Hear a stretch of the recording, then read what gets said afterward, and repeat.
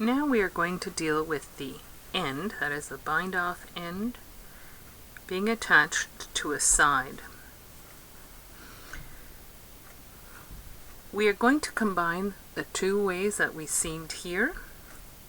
On this side, we're going to seam using the end-to-end seam, and on this side we're going to use the side-to-side seam.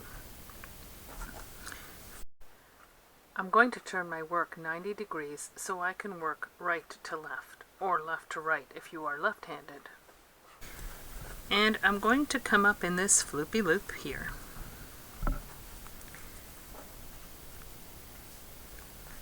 Come down the end of this yarn and the end of the cast on and go in between the first and second stitch, making sure that there is a whole V pointing toward the cast on this side. Pick up 2 strands or 2 bars, then come back here and pick up the 2 sides of the V pointing toward the bind off.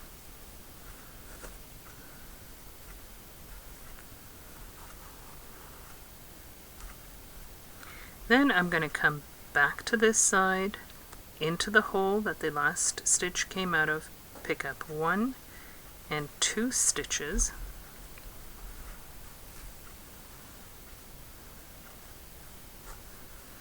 and come over here and pick up the 2 legs of the V. Come back here, and I see that already this one is getting a little bit longer.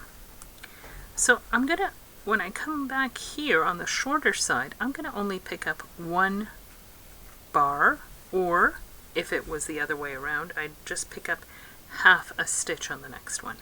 But because this is the longer side, I will come over here and pick up a whole stitch. And I'm going to just pull everything taut. With this seam, you do need to hold things more, pull them taut more often.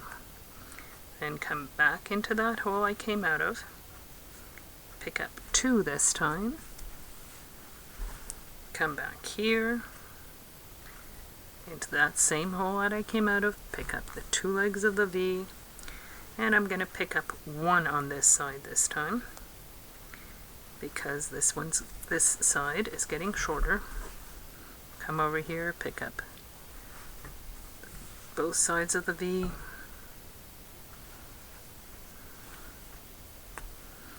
come back here and do 1.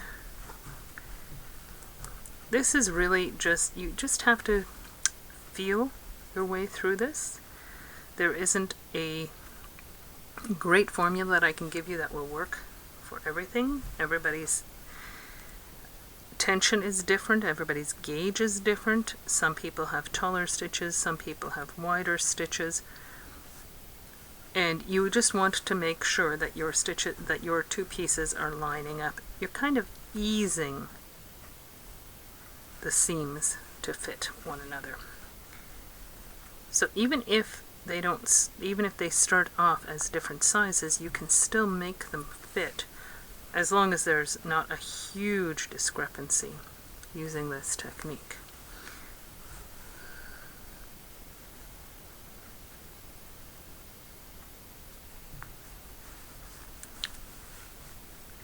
And again, feel your way.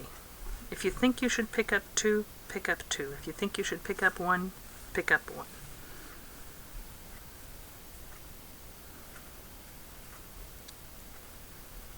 This is more of an art than a science. Though I'm sure if you were mathy or sciencey and you knew exactly what your gauge was, you could come up with a formula.